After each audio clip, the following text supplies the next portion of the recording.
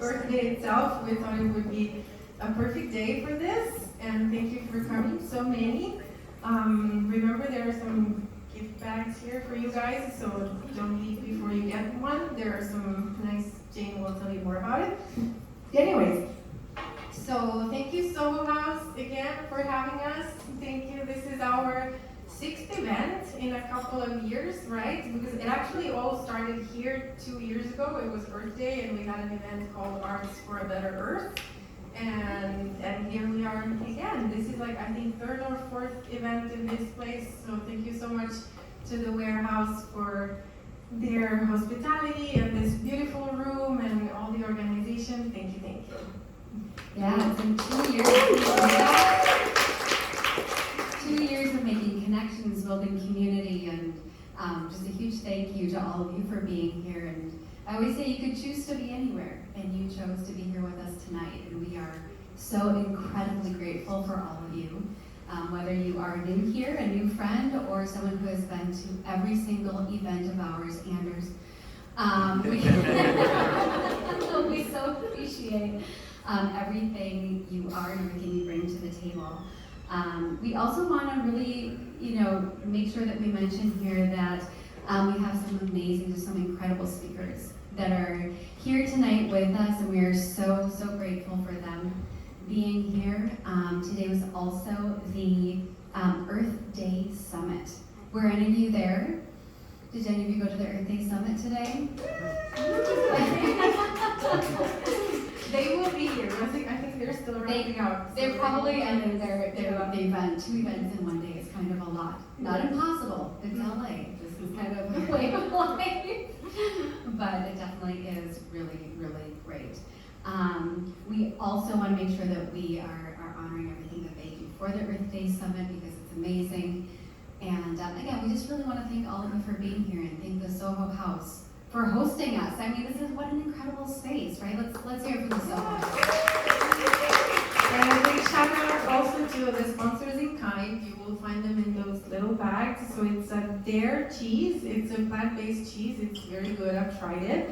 Foods Alive, Hippie Snacks, Nuts, Raw Line, Outstanding Foods, and Ticino. So you will tell us if you like them, and please support all these brands that are trying to do things better for the planet, nature, and humans too. Yeah, absolutely, absolutely. And right after this panel, we do have a special treat for you. We have the pre-premiere of Inanna's new environmental music video produced by Better Earth Media's spin-off company, Better Earth Productions, and that is Annalisa. Many of you don't know this, but Annalisa's stage name is Inanna. So this is a very special day for her as well. And I don't want to let that slide under the radar there. So we definitely want to stick around for that. So do not go anywhere after we're done with our panel discussion here. So just a few reminders. Soho House is a private club, so pictures and videos are not allowed. In some ways, that's a really good thing because you don't have to worry about your own personal privacy or having that one picture posted where you look terrible right in the background, but somebody else looks great and they're going to post it anyway. Don't worry about it. Can't happen here. There are going to be some light vegan snacks provided by Soho House. Feel free to order more and explore all the amazing plant-based options. Now, without further ado, let's introduce and call our speakers on stage. First is Eleanor Anderson. Come on. Eleanor is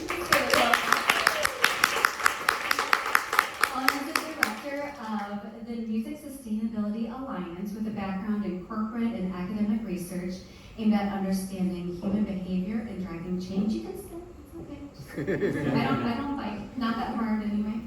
And you have your own microphone too, if you like that. Eleanor's passion lies in applying her expertise in behavioral economics to promote sustainability among the public and within the music industry. Let's give a big round of applause for Eleanor.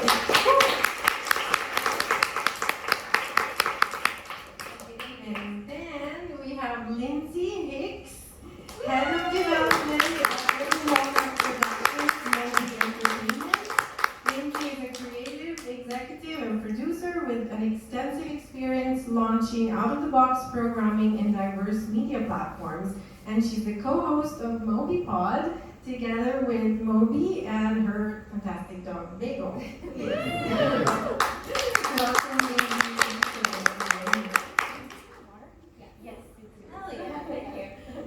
Yeah, we rock hard for the water here. We really do. It's exciting. All right, so thank you so much, Eleanor and Lindsay, for being here. We're so grateful for you really committing to us and spending the time here with us and all of our guests here.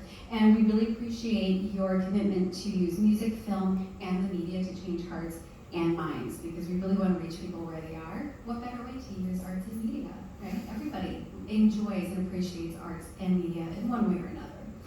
So Eleanor, the first question is for you. Are you ready for that? All right. Could you tell us about the objectives driving the Music Sustainability Alliance and the strategies and resources you provide to help mitigate the carbon footprint of the music industry? Yeah, so to start, I'm going to focus on one main thing. I think in general, the greatest strength of the Music Sustainability Alliance is the fact that we are a space where all different sectors and stakeholders of the music industry can come together to actually collaborate and cross-pollinate on sustainability. I'm sure literally everyone in this room probably agrees when it comes to the environment, it's not something that should be competitive. And unfortunately, in corporate America, how it ends up working is when you try to get people across companies to collaborate, it's really difficult because it's just not something they're really looking for. So by being this neutral party, by being this neutral 501c3, we found that people are actually willing to come together to actually speak and work and do research, and that's something that I think is one of the biggest assets of the music industry. One specific example of this, which I think is a monumental accomplishment, is the fact that at our summit, which was February 5th, we had the four heads of sustainability for Live Nation, AEG, Oakview Group, and ASM, who are all competitors, actually speaking publicly on a panel, which is the first time that it happened. So it's really validating to see that people are actually using this neutral party and actually do want to collaborate when they're given the opportunity. That's wonderful, thank you. And that, like you said, that collaboration and being open to change and giving people that kind of safe space, I guess, to collaborate. Have you seen people be more involved because of offering that kind of neutral party? So yes and no. What I will say is there's definitely people who are more involved. I think a big portion of what it has been is people just weren't talking, so they didn't even know what was going on. So because of that, there were duplicate efforts, people weren't actually working together. So there's definitely more cross-collaborative efforts, and there are some people who weren't previously in the space going into the space, but I'd say it's more, instead of people just getting into it, it's more people actually understanding what's happening and seeing how they can work together. Wonderful, thank you so much for the great response. Lindsay, so you're the co-host of Moby Pod, together with Moby and your superstar dog. In the podcast, you and Moby share lots of insights and experiences on music and activism, and you engage in interviews with environmental activists and animal activists. So how do you perceive the transformative influence that podcasts and media in general can have as a medium to drive social change and promoting, educating ideas to audiences worldwide? Well, when Moby and I decided, well, at first I was like, Moby, can you do a podcast? And I was like, I don't want to do it alone. And so I was like, okay, fine, I guess I'll do it with you. But when we were first thinking about doing it, we were calling it something so dumb. We were calling it the Creative Blockness Monster, because we wanted it to be a podcast about creativity, because we had this deep feeling that when human beings are expressing, they are able to also find more compassion in themselves when you can find art, when you can find beauty in the world. But then at some point we were like, well, that maybe is a little bit too narrow. We want to be able to talk about whatever we want. And something so great about podcasts is that you can do whatever you want. We make it ourselves, it's fully independent, and anyone can do it. There's no gatekeeping, the margins are nothing. And so we were able to talk to anyone about anything, whatever moved us at that moment. And I think that's something wonderful about podcast is the freedom. The freedom, and in long form entertainment, you can really kind of be luxurious in listening to it. You can really connect and take time and learn, have a more deep understanding than you can if you're watching something on TikTok and you get, 30 seconds, 60 seconds of information that's in this blast. Whereas when we can sit and talk to someone for an hour, if we can talk to Gene Bauer for an entire hour about how he does all of the amazing stuff that he does, I think that it gets a little bit more under your skin, and you start to realize that these people are just humans who care. And if you are a human who cares, you can do whatever you want. And I think that the long form of a podcast really touches on that. Yeah, and this closeness, because you guys go really deep in these conversations, and I feel you're really part of the moment. And I think that's the transformative power of it, because you feel like you're in that conversation. And yeah, thank you so much for everything you're doing with MobiPod. I'm listening to it, of course, and you guys do too, so follow MobiPod. But it's not all like smart, so a lot of it is really, really stupid. So don't expect like you need something. those moments too, or Yeah. maybe they're fun. It's all about balance. Yeah. I mean, you have to have some silliness in there. Otherwise, it gets too Deeper. serious, it gets too heavy. So you gotta insert some of that in there somewhere. So in 2023, Lindsay, you also produced Punk Rock Vegan Movie, a documentary exploring the connection between punk and the animal rights movement. Reflecting on this intersection of music and the animal rights movement, why do you believe music often emerges as a driving force at the vanguard of new cultural movements? I think all our authentic art is transformative and does create culture, and music is a part of that. But something great about music that is also similar to the way that podcasts are great is that the margins are so low.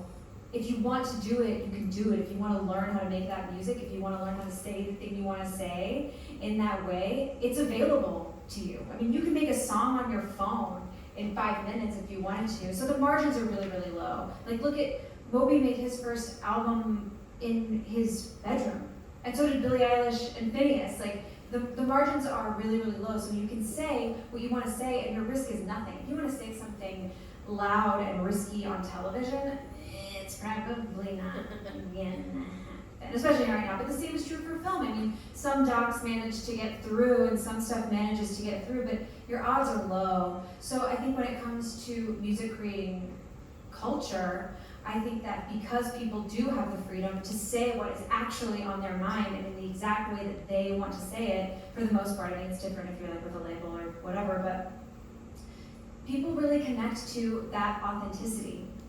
If you are emotional, if they can find that same release that the performer is getting when they're hearing it, that creates connection, and then that creates culture, and it just keeps kind of building on itself. Yeah, that's so wonderful. Thank you for that. The authenticity, like you said, and that freedom of expression. And that's how people really can connect with music, whether it's punk rock or any other genre.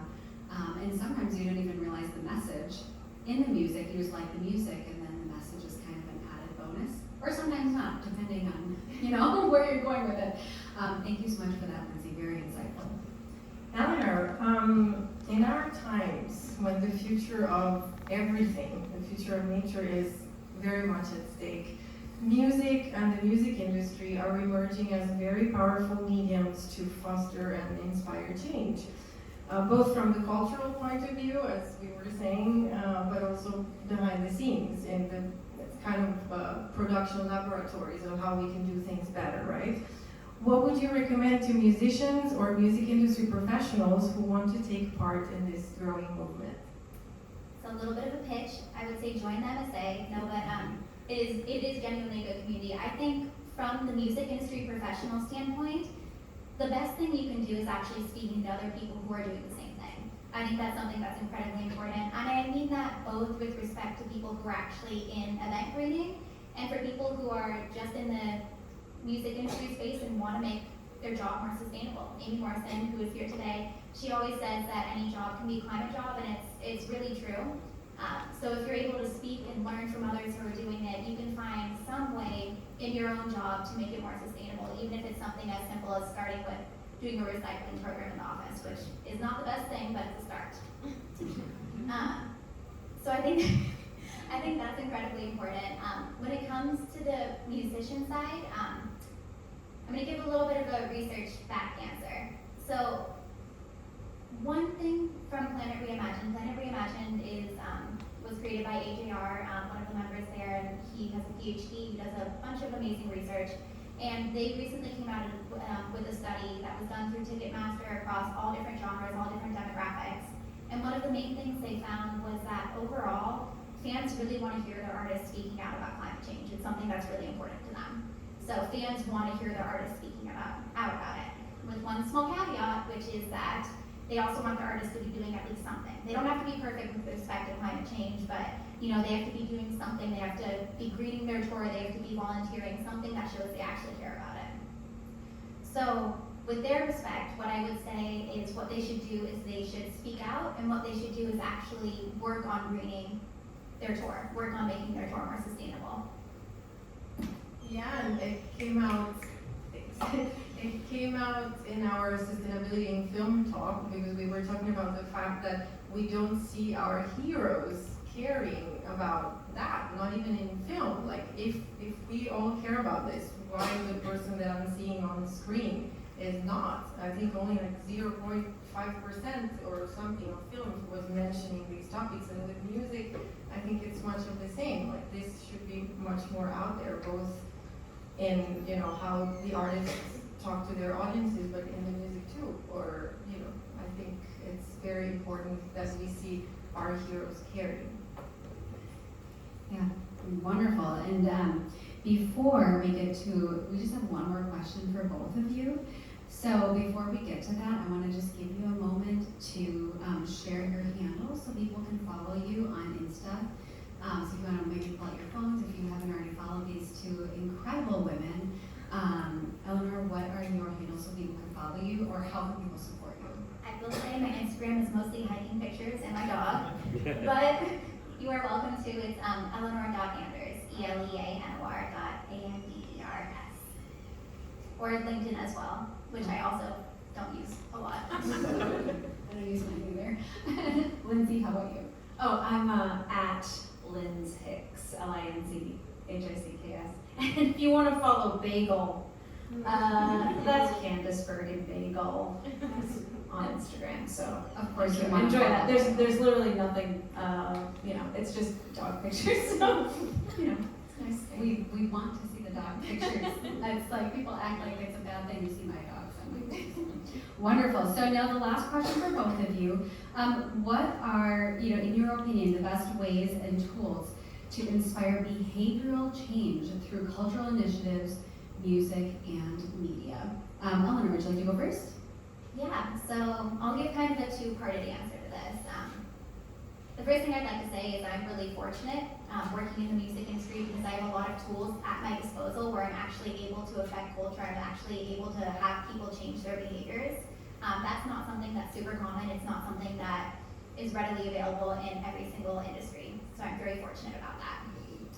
With that said, I think the greatest tool that I have access to really is the artists that I'm speaking to. As I mentioned a little bit earlier, fans really look up to their artists. When artists speak out about climate change, when they say something, even Billie Eilish, she didn't even speak out, well, she speaks out a lot about it. But when she thrifted her shoes, even something like that, that causes people who might not necessarily thrift to want to thrift.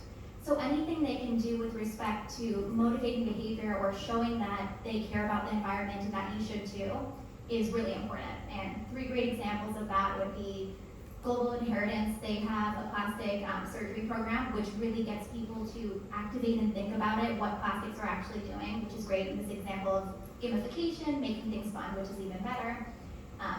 There's Billie Eilish, who does Overheated, which is educational and actually teaches people about sustainability. And then one of my favorites is Climate Live, where they have this huge pink bus and they go to festivals and they have activists speaking and they have artists speaking, and you get all of that in one space, and it's really hard to miss because it's a big pink freaking bus. So I think all of these are great examples of where it's really in your face and it really causes people to think and actually change their action because they have a huge network, they have a huge audience. And then the second part of it is what I say is if they really want to think about it and utilizing the artists, if they're really passionate about it, they can actually speak to someone who looks at behavioral change and see how they can change their interventions and how they can really be effective. So I mentioned a little bit about gamification, but anything you can do to make it fun will actually cause people to interact, and they're more likely to actually change their behavior. So thinking specifically about how you're doing it and how you're messaging, doing climate marketing, any of that is really important. And Lindsay, that's such a great answer. Eleanor, Lindsay, we're going to throw it over to you. What are some of the best ways and tools to inspire behavioral change through cultural initiatives, music, and media? Okay, so we all have social media. You all just pulled out your phones to follow my dog. But we all have a platform. Yes, it matters what these huge artists do. It matters so much, and we should always be encouraging people with a platform to use it for good. But we are probably all artistic in some way here, and we all have a platform. So live the life, what is it? Be the change, girl. Like, live the way you want to see people living, live the world you want to see, and be loud about it. And put it into your art, and buy the things that you believe in, and make every single day an opportunity to be an activist in any way that you can, but especially artistically. And when it comes to artists that you believe in their ideology, support them in ways. You know, obviously you can give them a follow, but I don't know, buy a little merch or something, or do anything, or just write them a note and say, hey, I freaking love it when you do this, or listen to their podcast. Like, we have on our podcast, we on our show notes have an email address that people can say, hey, this really works when you do this, I love it, or hey, Lindsay, don't do that anymore. Which happens a lot. So, you know, if there are ways in where you can speak to the artists that are moving you, or that you see an opportunity for them to do something, I don't know, try it. But mostly, I think, live loudly and do the things that you believe in every single day, because it really matters. Yeah, I totally agree with you. And like you said, live the world you want to see. I think that's something that we could take away from tonight. If there's anything, I think that phrase really makes a difference, and be loud about it, show it, and connect and make a difference, because you truly can, whether you have one follower or millions of followers. There are people inspired by you, and people see what you do, even if they don't give you a like or a comment or a share. People are watching what you're doing. They're watching you. Not in a creepy way, well, maybe sometimes, but more hopefully to be inspired by you. So give them something that will inspire them, and that incremental change. You know, everything does push. That does push push us forward, I should say, in a positive way, hopefully. So thank you both so much for your answers to that. That was really good. How many artivists in the room? Artivists, yes. I haven't made the word up. There's a nice book called The Art of Activism that talks about this. I don't remember, it's Steve something, but it's really good because it talks about the power of art as the tool that makes the invisible visible, and I love that book. Even just the introduction is amazing. It's called The Art of Activism, and I think a lot of us here are kind of on that. I think you might know something about that. Yeah. But any new projects or things that we should be looking out for, or new events or anything? Nothing I don't think I could speak about publicly, but keep an eye out. We have a few things in the work coming for this year. Perfect. Our working groups are out though, if you want to join. I will say that. We release a new podcast episode every other week. We just last Friday, released one with Ellie Lax, the founder of The Gentle Barn, who is one of the most inspiring people ever. And we did it at The Gentle Barn, so we're just surrounded by animals. It was really fun. But we release one every other week, and listenership really helps us. And everything helps the pod, and we're trying to still grow it and find a home for it in people's lives. But also we're doing a couple of live events at the end of May at the Masonic Lodge at Hollywood Forever Cemetery, and I think some tickets are about to come out for another show, so keep an eye out for those, because I think it's going to come out soonish. Annalisa and I will be there. Yes. Sure. We're going. We're getting tickets right away. Thank you so much to you both.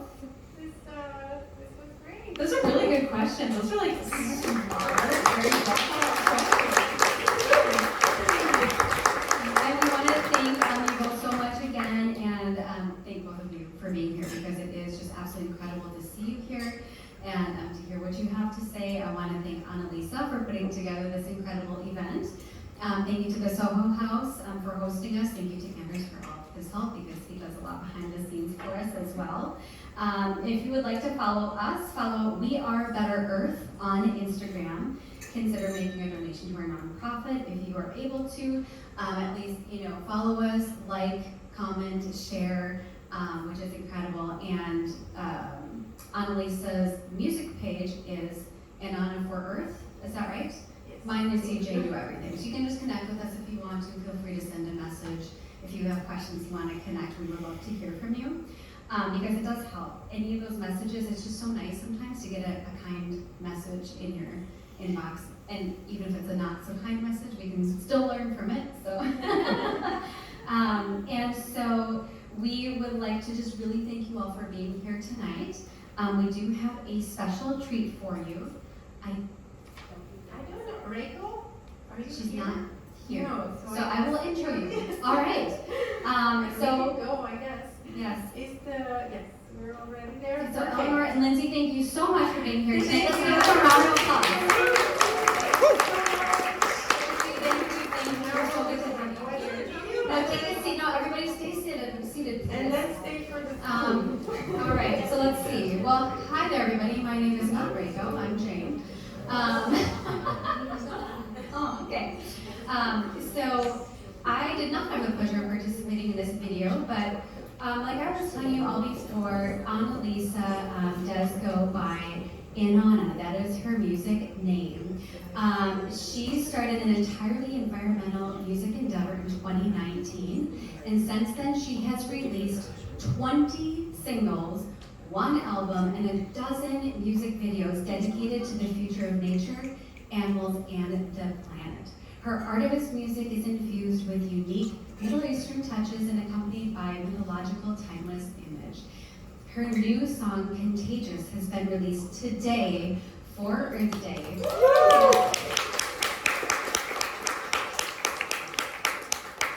And the video, which you'll get to watch here in an exclusive pre-premiere, will be released this Friday the 26th. Contagious praises the power of the positive contagion of ideas. It is a call to action and an empowering invitation to take a stand for the planet. Thanks to the amazing crew that made this video possible. And please make sure you follow Inanna, again it's Inanna for Earth on social media, and share the video from July 26th. Please go ahead, sit back, relax, and enjoy Contagious.